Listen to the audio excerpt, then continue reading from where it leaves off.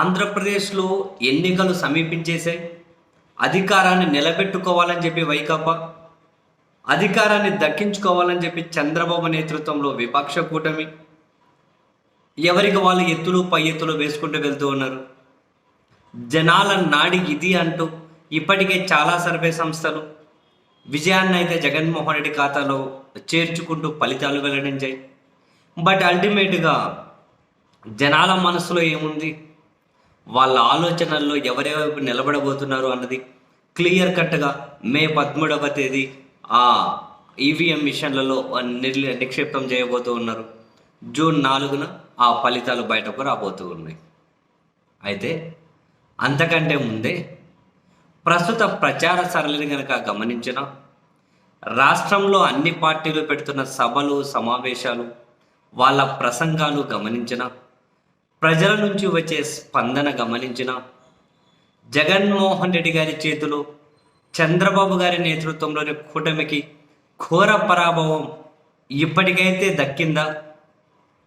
చంద్రబాబు చేతిలో వాళ్ళ ఘోర ఓటమిని ఇప్పటికైతే మూటగట్టుకున్నారా అంటే, ఇప్పుడు నేను చెప్పిన అంశాలన్నింటినీ కనుక పరిగణలోకి తీసుకుంటే సమాధానం అవుననే వినిపిస్తూ ఉంది. ఎందుకంటే ముఖ్యమంత్రి హోదాలో జగన్మోహన్ రెడ్డి గారు నా పాలన నచ్చితేనే ఓటు వేయండి అని చెబుతూ విద్యలో, వైద్యంలో, మీ గుమ్మం దగ్గరికి ప్రభుత్వాన్ని చేర్చడంలో,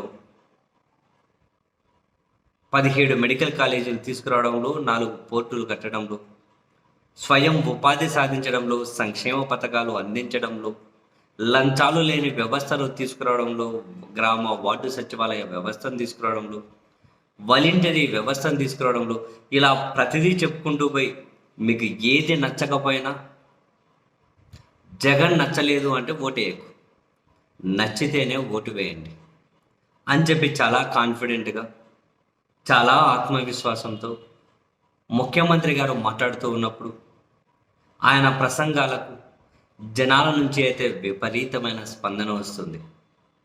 కౌంటర్గా చంద్రబాబు గారు కానీ, పవన్ కళ్యాణ్ గారు కానీ వాళ్ళ ప్రసంగ సరళి గమనిస్తే, వాళ్ళు వాడే పదాలు గమనిస్తే, ఆ ఫ్రస్ట్రేషన్, అసంతృప్తి, ఓటమి ఎన్నికలకు ముందే వాళ్ళ కళ్ళల్లో, మాటల్లో, చేతల్లో కనపడుతున్నట్లయితే, ఒక హెచ్ఆర్ ప్లాట్ఫామ్ మీద సుదీర్ఘంగా పనిచేసినటువంటి వ్యక్తిగా నాకైతే చాలాసార్లు అనిపిస్తుంది కూడా. కొంతవరకు మాటల ఉద్దేశాన్ని కనిపెట్టగలం, బాడీ లాంగ్వేజ్ని కొంతవరకు అంచనా వేయగలం, వాళ్ళలో ఉన్నటువంటి ఫ్రస్ట్రేషన్ లెవెల్స్ను కూడా కొంతవరకు మెజర్ చేయగలుగుతాం. వాళ్ళని చూస్తే అదే అనిపిస్తుంది. ఇప్పుడు పవన్ కళ్యాణ్ అంటే, సరే ఇప్పటివరకు తాడు బొంగరం లేదు, కనీసం ఎమ్మెల్యే అయింది లేదు, ఏ వ్యవస్థలో భాగం కాదు, దేని మీద అవగాహన లేదు, కాసేపు ఆయన పక్కన పడేద్దాం. చంద్రబాబు గారు ఉన్నారు, 14 ఏళ్ళు ముఖ్యమంత్రిగా చేశారు. మొన్న 2014 నుండి 19 వరకు కూడా ముఖ్యమంత్రిగా చేశారు కదా. ఏ ప్రసంగంలో అయినా జగన్ తీసుకొచ్చిన వాలంటరీ వ్యవస్థ బాగలేదంటున్నారా? గ్రామ వార్డు సచివాలయ వ్యవస్థ బాగోలేదంటున్నారా? నాడు నేడు కింద స్కూల్లో, ఆసుపత్రులు తీసుకొచ్చిన సంస్కరణలు బాగలేవంటున్నారా?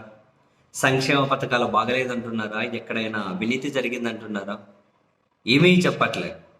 అలా చెప్పకపోగా 14 నుంచి 19 వరకు ముఖ్యమంత్రిగా ఉన్నారు కదా, మరి అప్పుడు తీసుకొచ్చిన జన్మభూమి కమిటీలు మళ్ళీ తెస్తానంటున్నారా? నీరు చెట్టు మళ్ళీ తెస్తానంటున్నారా? తోఫాల గురించి మాట్లాడుతూ ఉన్నారా? దేని గురించి మాట్లాడుతూ ఉన్నారు? జగన్ ధైర్యంగా వాలంటరీ వ్యవస్థ మీద మొదటి సంతకం పెడతా అంటున్నారు. మరి చంద్రబాబు అంతే ధైర్యంగా జన్మభూమి కమిటీల గురించి మాట్లాడలేకున్నారు. జగన్ ధైర్యంగా విద్య ఇలా పటిష్టంగా కొనసాగాలంటే, సంక్షేమ పథకాలు అందాలంటే, మీ బతుకులకు భద్రంగా ఉండాలి అంటే, ఇళ్ల స్థలాలందరికీ రావాలి, ఇన్ని ఇచ్చాం, ఇళ్ల నిర్మాణాలు కానీ అన్నీ పూర్తి అయిపోవాలంటే మీ బిడ్డ ముఖ్యమంత్రిగా కొనసాగాలి అంటున్నారు. చంద్రబాబు ఎక్కడైనా అంటున్నారా? 14 నుంచి 19 వరకు నేను కట్టిన ఇల్లు మీకు మళ్ళీ కడతానని, అంటే ఇంకా వేరే వాళ్ళకు ఆ పాలన మళ్ళీ తెస్తాను అని ఎక్కడైనా అంటున్నారా? పోనీ పవన్ కళ్యాణ్ అంటున్నారా? తాడు బొంగరం లేదు, పక్కన పడేద్దాం, పడేసిన వ్యక్తిని మళ్ళీ లేచి నిలబెట్టి అడుగుదాం.